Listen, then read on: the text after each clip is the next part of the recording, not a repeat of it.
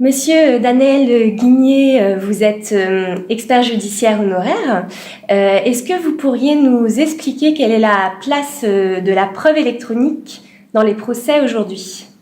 Bien écoutez, la preuve électronique, elle est, par rapport à la biologie, l'équivalent, si vous voulez, de l'ADN quand on va rechercher un certain nombre de preuves pour des crimes. Et nous, notre ADN, eh bien, c'est le binaire. Donc on va chercher tout un tas d'informations qui sont situées dans des ordinateurs, donc essentiellement dans les disques durs, qu'ils soient des disques durs normaux ou des disques durs avancés, ou dans les téléphones portables. Voilà un peu, en fait, la fouille que l'on fait, c'est pas sur un cadavre, mais c'est en fait sur de l'électronique. Et cette preuve électronique, alors, elle a pris de plus en plus d'importance ces dernières années? Oui, parce que non seulement c'est une preuve électronique qui a son importance pour la cybercriminalité, mais elle a son importance partout, c'est-à-dire pour les crimes ordinaires, les assassinats, etc. etc. Voilà.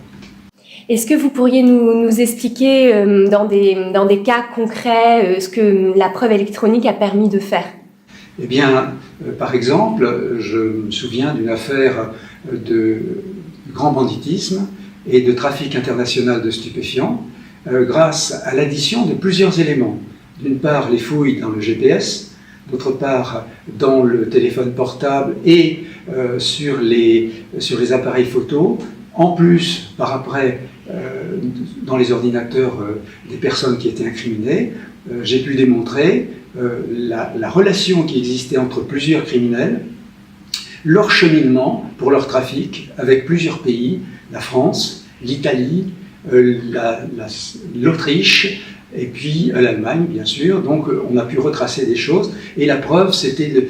Il y avait une contestation sur le fait que deux personnes ne se connaissaient pas.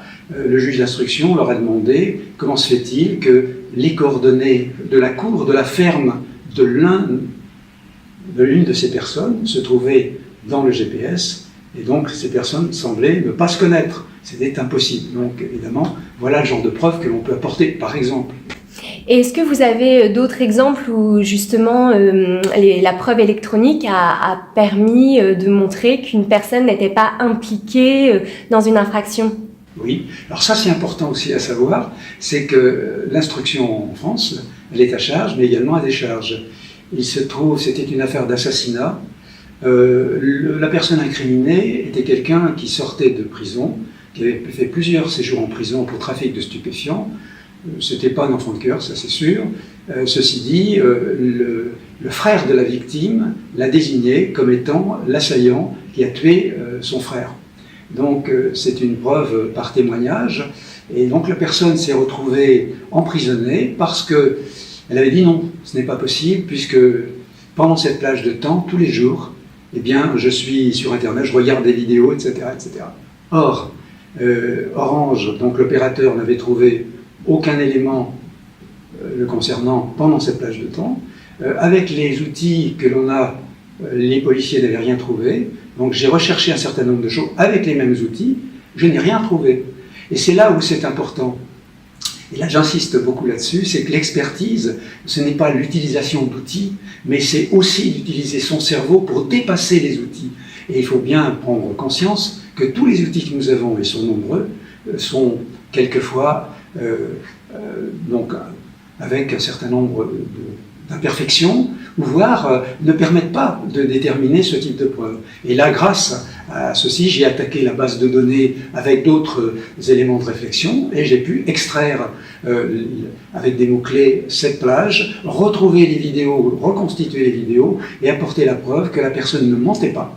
Ça ne signifie pas pour autant qu'il n'était pas coupable, mais en tout cas, ses affirmations étaient justes.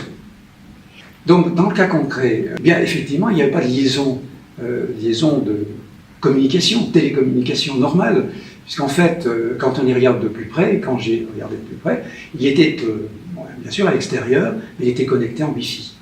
Et donc, effectivement, il n'y avait pas de communication normale, et c'était très juste qu'on ne pouvait pas les trouver.